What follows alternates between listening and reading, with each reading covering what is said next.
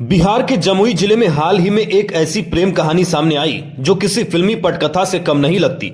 आमतौर पर जब बैंक लोन रिकवरी एजेंट घर आता है तो घर के लोग उसे टालने या नजरें चुराने की कोशिश करते हैं, लेकिन इस बार मामला कुछ अलग ही निकला। इस कहानी में प्यार, संघर्ष और सामाजिक चर्चा का अनोखा संगम है। ये कहानी है इंदिरा कुमारी और पवन कुमार की, जो एक साधारण मुलाकात से शुरू हुई और फिर समाज के बंधनों को तोड़ते हुए विवाह तक पहुंच गई।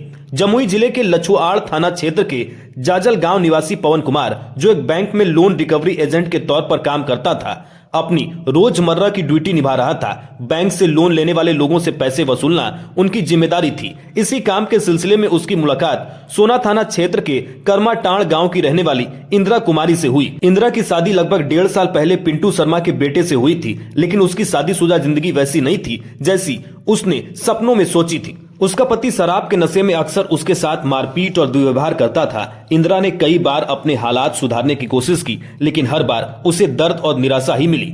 जब पवन पहली बार लोन रिकवरी करने के लिए इंदिरा के घर आया तो वो भी अन्य ग्राहकों की तरह सिर्फ अपनी ड्यूटी निभा रहा था, लेकिन इंदिरा की उदास आंखों में छिपे दर्द को शायद उसने महसूस कर लिया। लोन की किस्ती की बातचीत से शुरू हुई ये सिलसिला धीरे धीरे भावनाओं के आदान प्रदान तक पहुंच गया।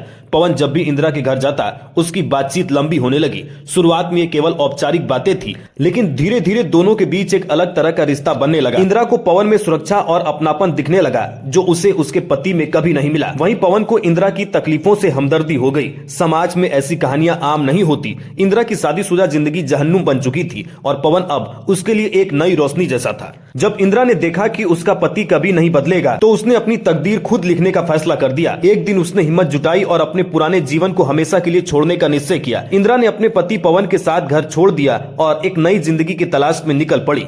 ये कोई आसान फैसला नहीं था, लेकिन जब दिल मजबूर होता है तो रास्ते खुद ब खुद बन जाते हैं। इंदिरा और पवन ने भागकर त्रिपुरारी घाट स्थित भूतनाथ मंदिर में हिंदू रीति रिवाजों के साथ शादी कर ली। शादी की तस्वीरें और वीडियो सोशल मीडिया पर वायरल होने लगे। लोगों ने इस शादी को लोन वाली शादी नाम दे दिया, क्योंकि इस प्रेम कहानी की शुरुआत एक बैंक लोन की रिकवरी से हुई थी। शादी के मौके पर दोनों बेहद खुश नजर आ रहे थे। इस अनोखी शादी ने इलाके में चर्चा का नया विषय बना दिया।